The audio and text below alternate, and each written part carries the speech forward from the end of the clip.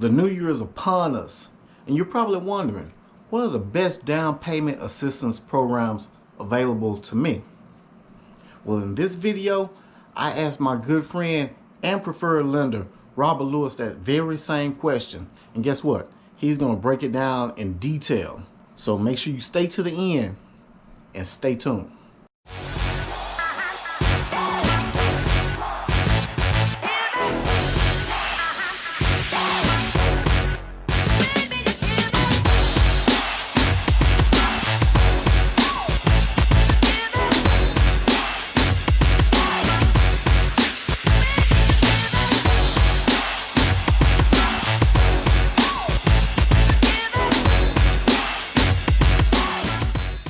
What's up, everyone, and welcome back to another edition of Living in Dallas, Texas.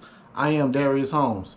Now, if this is your first time to my channel and you want to know everything, eating, sleeping, playing, living, working, right here in the DFW Metroplex, then smash that subscribe button. And also, don't forget to click the little bell down below so you can be notified every time I upload a new video.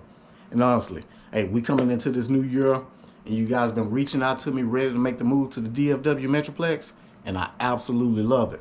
And if you're ready to make the move to the DFW Metroplex, all you gotta do is connect with me. Contact information down below in the description. Let's dive into this one. What up, what up, what up? It's your resident online mortgage lender, Robert Lewis, NMLS license number 180100. I hope the video finds you having an extraordinary day, night, evening, whatever time it is that you're watching it. So the purpose of today's video is to determine, in my humble opinion, what the best down payment assistance program we have to offer here in the state of Texas. I am responding to a question from one of my preferred agents, Mr. Darius Holmes. I will make sure to put his YouTube channel in the description so that you can reach out to him, because if you don't know him and you're looking to relocate to the great state of Texas, specifically in the Dallas-Fort Worth area, also known as the Metroplex, you're doing yourself a disservice. So Darius, here's my best attempt to answer your question, my man, and I hope I hit the mark. Let's get into it. What is the best Texas down payment assistance program? So, it took me a little time to put this together, but let's get into it. So there are several down payment assistance programs in the state of Texas that you might have access to. Let me say that off the top. Again, this is my opinion of the best programs, and I went about this process in this way. Ease of use for you, and not only you, but for the loan originator and or the company. Bottom line, there's a lot of loan originators that perceive down payment assistance programs as extra work. And truthfully, there's not a lot of money in the programs. For myself and my company, it's really a lost leader, but it's something that I have a heart to do to help those that are truly deserving of home ownership, but need a little assistance getting over that barrier with the down payment and or closing costs. So again, ease of use for the lender loan officer. Number two, the least amount of fees for you, the home buyer, okay, with the biggest bang for your buck, meaning the biggest benefit in the form of down payment assistance without recapture fees, okay, or repayment of the assistance, okay? And so that's the criteria I went about to make this happen. So I'm going in this order from my least favorite to my best or most favorite program in the state. These programs, again, are applicable to a wide range of potential home buyers. And that's really what my last criteria was. I needed programs that a lot of people have access to, okay? So again, before I get into it, and just to summarize, right? Ease of use, biggest bang for your buck, Okay, no repayment access for a lot of people. Here we go. The SETH program, or we call it the 5-star program, and it's administered by the Southeast Texas Housing Finance Corporation. The servicer, if you do this program and your loan, the place in which you're going to make your payments to, is going to be U.S. Bank once the loan is sold and your servicing starts. Okay, so here are the highlights. The 5-star Advantage program.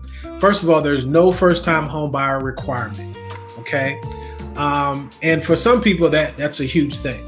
Now you have to understand what that means, and I'll give you the definition of what a first-time home buyer is. It's anyone who has not had ownership interest in real estate within the most recent 3 years. Okay, so moving forward, you can do FHA, VA, USDA loans. Okay, USD or Rural Development Loans with the 5-star Advantage program.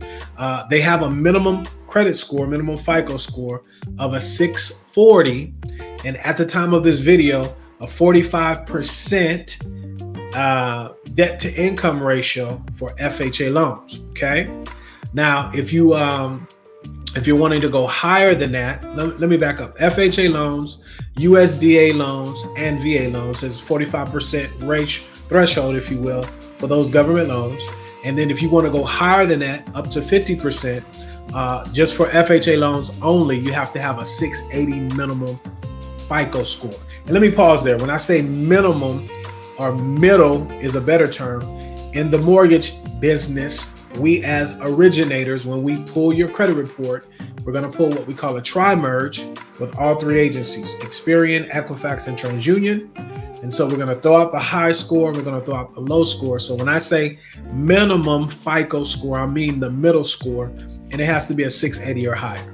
Okay. Generally, this program is accepted statewide, except for anyone in the city limits of El Paso, Grand Prairie, McKinney, or in Travis County.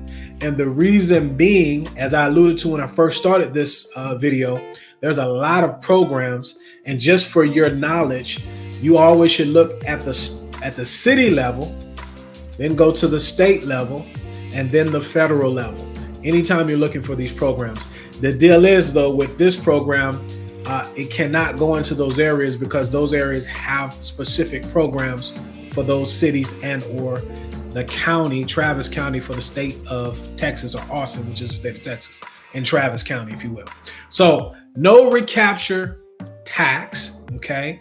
When there's no recapture, and that's another term, recapture, I'll kind of go over that briefly. What that means is on some of these programs, there's a potential for you to have to pay federal taxes if certain thresholds are met. If you guys want to know more about that, let me know in the comment section, and I'll come back and do another video specifically on recapture taxes. But for now, we're going to move forward. There is, income limits as well as purchase limits for the program, and those are administered by the program. Okay, and you can find out what those limits are via the website, and I'll show you that here before we get off. And then there's no tax transcripts or tax transcripts or tax returns required by the program. Now, the reason I'm saying the program is because your lender more than likely is going to require your, at minimum, a 4506T, where the servicer, U.S. Bank in this case, if they have to go back and audit the file just to make sure your income based upon your W-2 income and what you qualified with is accurate, at minimum, you'll need that. But I know most lenders, we are going to get a tax transcript, but we don't have to deliver those to the program. So let me just clarify that. As we move forward, let's see here. There is a home buyer education course that's required. One of the reasons I don't like this program is because it's $100 cost if you're applying, just one person, but if there's 2 or more people, it's a $60 cost. So kind of expensive in my opinion. Home types or property types that are eligible: single family, duplex, triplex, or fourplex, right? Now, anything that's duplex or more, and well, let me back up. All of these properties, you have to have or keep them as a primary residence, meaning you're going to live in one of the units, okay? But in the duplex, triplex, and fourplex, the property must be at least 5 years old, and it must have been held. Somebody that you're buying it from, if it's a duplex, triplex, or fourplex, has to have lived in one of the units as a primary residence. So this isn't for investors or for new construction on the multifamily, if you will, on the duplex, tri, and quad. Those have to be 5 years or older. But condos and townhomes, and then manufactured homes for FHA, VA, and USDR rule development only, okay? And I'll also say here, I didn't put it here, but any manufactured home, you're always, best bet is to have a double wide or newer, and it has to be affixed to the property to the land properly per the loan that you're looking to do. VA, FHA, or USDA, they all have guidelines. Your lender, or if you reach out to me, I'll know how to advise you going forward on that. So when you look at this program and we look at the fees, because all of these programs have program fees, okay? This is the highest of the 3 programs that I'm going to mention, okay? And so the admin fee is $250, $80 for tax service fee, $400 for funding, like I said, $100 or $60 for the home buyer's education, for a total of $830, okay? So moving right along, now we're going to get into the Texas Department of Housing and Community Affairs, or TDHCA. Now, before I do that, let me go back to the Southeast Texas Housing Finance Corporation. This isn't a state entity, okay? But the next programs that I mentioned are state governed, if you will, okay? Now, Idaho Finance is the servicer, the master servicer. So again, once these loans go through the process and they're purchased and your servicing rights are assigned, you'll be paying a place called Idaho Finance, okay? So now, there's a couple of different programs here. And you know what? Let me do this real quick. Let's do this. The first one we went over was the Southeast Texas Housing Corporation, right? Now, this next one we're going to go into is My First Texas Home, okay? And that's this one. And it's administered by the Department of Housing and Community Affairs, right? TDHCA is the acronym. Okay, so now let's get into it. There is a first-time home buyer requirement. Now, again, that first-time home buyer requirement means that you cannot have owned property, real estate, right, and has security interest in the most recent 3 years. So in order to prove that, I'm going to scroll down here. I'm going to jump ahead a little bit, but we're going to require, or anybody doing these loans are going to require, your most recent 3 years tax transcripts or signed tax returns. That's how we vet and verify that you have not had interest. And really what we're looking for is a 1098 for the mortgage interest that you would get if you own the property, right? So that's why you have to have those tax returns for the most recent 3 years. Now, this program, the down payment assistance, okay, and the SEF program as well, the maximum assistance that you could get is 5% of the loan amount, 5% of the loan amount, okay? But this program comes in the form of a second lien. So up to the 5% will come in the form of a second lien, 0% interest, and there's no monthly payments that are required.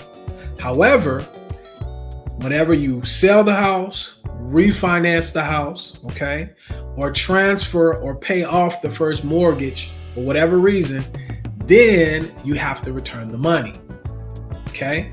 Don't really like that, okay? Loan types, FHA, VA, USDA, and conventional or Fannie Mae, FNMA, HFA.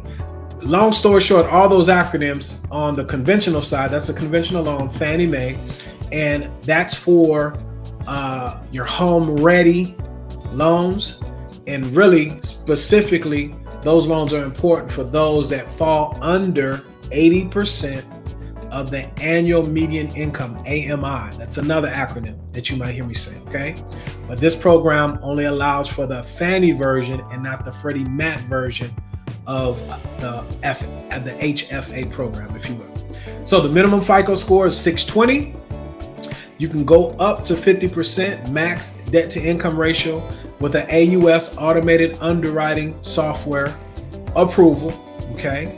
45% max DTI if you have to do a manual underwrite, okay? FHA, there's manual underwrites. Some lenders even allow for conventional manual underwrites. Again, whoever your lender is, or if it's myself, after you have applied and things of that nature, we will be able to direct you in the way that you need to go.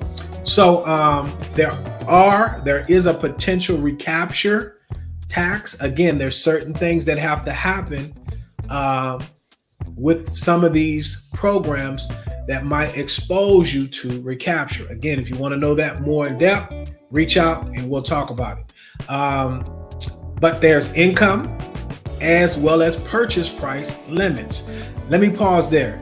This isn't for, somebody making 250 grand, that's just looking for a loophole. However, if you're dealing with the right lender, a lot of these programs will allow for just the income on the application.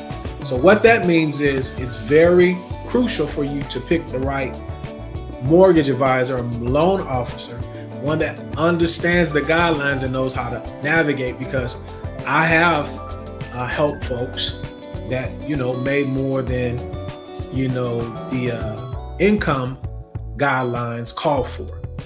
Don't do it a lot, but in some cases it's applicable. I'll give you an example. Sometimes you have higher income folks that have been in college, secondary education for whatever reason, and so they might be making decent money, but they don't have any reserves and things of that nature. So I don't see that as skipping the line.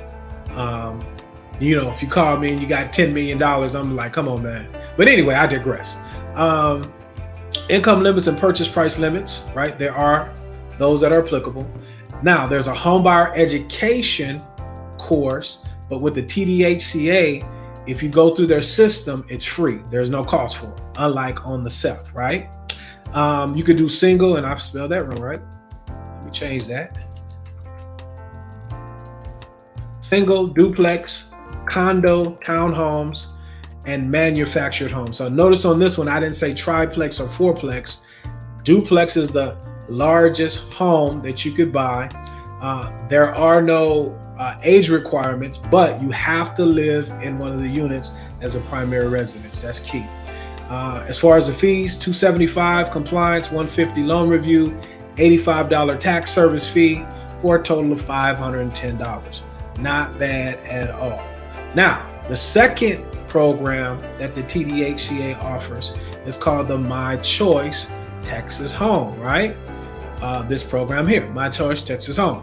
Now, there are no first-time home buyer requirements with this one. Now, what that means is this: you can be moving up. You could be living at 123 Main Street, okay? And if you meet all the other requirements, you could be buying 4, 5, 6, 7 Move Up Street, all right? And as long as you move in the new house as your primary residence, you can maintain this other property. And if you can qualify and rent it out, that's something that you could do. So you don't have to be a first-time home buyer. You just have to make that new home your primary residence. Now, this also will be in the form, whatever the participation, 2, 3, 4, or 5%, will also come in the form of a second lien, 0% interest, no payment. But whenever you sell, or if you have a refinance, at some point in time, you have to pay the money back, okay? FHA, VA, USDA, and then the conventional or the Fannie Mae HFA loan is available on conventional loans, limited to the 80% AMI, okay, annual median family income, right? So you got it. It's only to the 80% of the annual median family income. If you need some help with that, let me know. Okay, the minimum FICO is 620. 50% is the max debt to income ratio with AUS approval. 45% max DTI with manual underwriting. Okay. And again, 1003 income only. Now, it's important. I alluded to that earlier. Co-signer income included, however, on this one. So if you have a co-signer, right, they don't live in the property, they don't have any interest to the property, they're just liable on the loan with you. We have to use their income as well, and that could kick you outside of the income limitations. But it also could help for like those folks just coming out of college, like I mentioned, if you have a parent or something of that nature. There is, again, the home buyer education, but it's free. Single, duplex, condo, townhome, manufactured homes. Remember, manufactured homes, double wide or larger, affixed to the property per the guidelines, the lending or the loan guidelines that you're going with, okay? As far as the fees, again, they're going to total $510, right? And so, again, that's my middle of the road program, okay? I don't like the South because of the fees, right? I don't like this one because you do have to pay back the assistance at some point in time, right? But there's some higher debt to income ratios there, and there's some stuff that you could do that you can't do with the SEP, right? You got to have, there's no minimum FICO. I'm sorry. There's no minimum FICO here. Oh, let me digress. I'm going into another program. So that's the My Choice Texas Home. Now, I want to talk about MCCs, okay?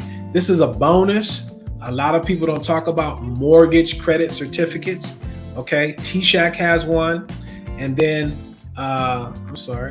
T-Shack has one, and then the TDHCA has one as well. And I know this video is kind of long, but y'all rock with me, okay? I'm trying to show you how to save some monies. So now, when we talk about the mortgage credit certificate, basically what that is this, and with the TDHCA, they will allow you to take up to 30% of the interest up to $175,000 loan for a maximum of $2,000 a year.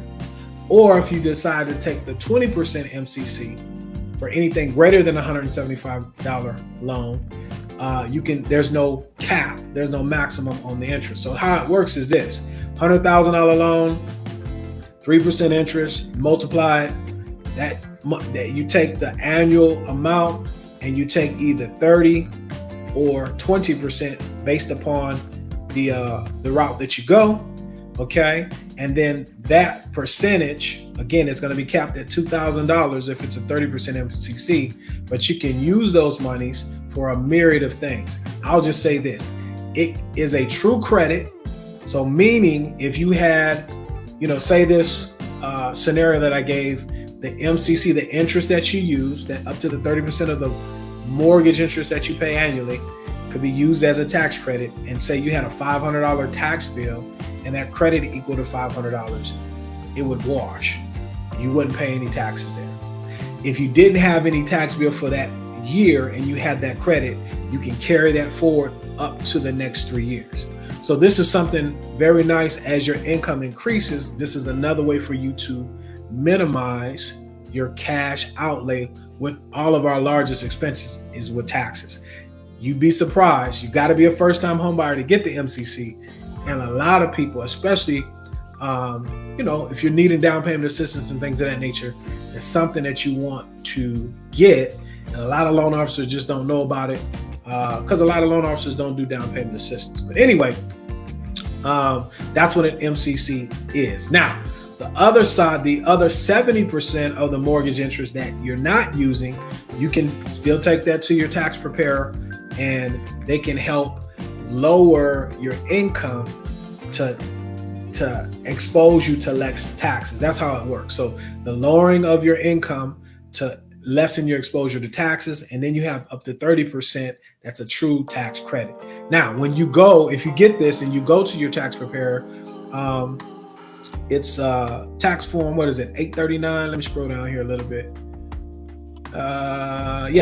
It's the IRS tax form 8396 is what you want to tell them about, because a lot of tax preparers or even CPAs don't even know about this, but they can pull it up and find out about it. And great thing for you to have.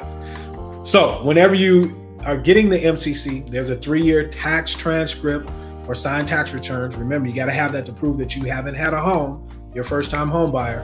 And it's good for single, duplex, condos, townhomes, manufactured homes. And the fee for this is $400. Okay. And this is the TDHCA program. All right. We're almost finished, guys. So now I'm going to talk about the Texas State Affordable Housing Corporation, TSHAC, and their programs. Okay. Now with TSHAC, their loans or your loan will be serviced by Lakeview Loan Servicing. Let me get myself situated here. Okay. And the first program that they have is called the Home Sweet Texas program. Okay. And it's really applicable to anybody in Texas that meets the income purchase price levels or falls underneath those thresholds. And then if you qualify for the loans, right? But the minimum FICO is 620, FHA, VA, and USDA. Okay. Now here's the caveat with the TSHAC loans. And this is something new due to COVID, one of the overlays that COVID brought about. But if you have a 620 to a 639, you're going to pay 0.5% in discount points. Okay. And then 640 and up, the max DTI is 43% if you have to do a manual underwriting. Now, if you, as long as your middle credit score is over 700, you can go above 45%, and there's really no cap. I've gotten, some govies approved for folks that where it makes sense with 55-56% back end ratio, but that's not really the norm. The minimum FICO for the conventional loans, right? The HFA preferred and the HFA advantage, right? Freddie Mac, Fannie Mae, home ready, home possible. Okay. The reason those are important is because whenever you do those conventional loans, you get a discounted MI, mortgage insurance rate. Okay. Let me back up. I don't want to confuse you guys, but minimum 640 credit score. Okay. The income limits and purchase, there are income limits and purchase price limits. Okay. Now the program doesn't require tax returns, but again, we as lenders, we're going to get your transcripts at least for the last 2 years, and you're going to sign a 4506T. Now there's a home buyer's education program with this, but I know of several free ones that you can do, and I've used them with success. So I'm going to say the program is free. You could do a single family, duplex, triplex, fourplex. Again, with this program, the duplex, triplex, or fourplex has to be at least 5 years old, right? And it has to have been in use residentially, for residential use only. And if you're going to do the Fannie Mae program, the maximum loan to value is 95%, meaning you got to bring 5%. And out of that 5%, 3% of that has to be from your own funds. Okay. And you can also do condos, townhomes, manufactured homes, again, duplexes or larger. And then as far as the fees are concerned, they really total up to about $535. Okay. So about $25 more than the TDHCA programs.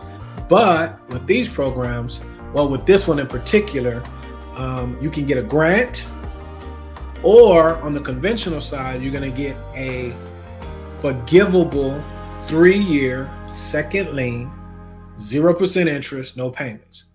Now, if you pay off the home, or if the loan gets paid off within those 3 years, then there's some recapture that takes place. But if you're going to be in the home 3 years, 36 months, it disappears 136. So after 3 years, if you do the conventional route with the 3-year deferred forgivable second, then you don't owe any of the monies back. But on this one in particular, right? 6 months. After 6 months, it's a grant. No harm, no foul. You don't owe any of the monies back. Okay.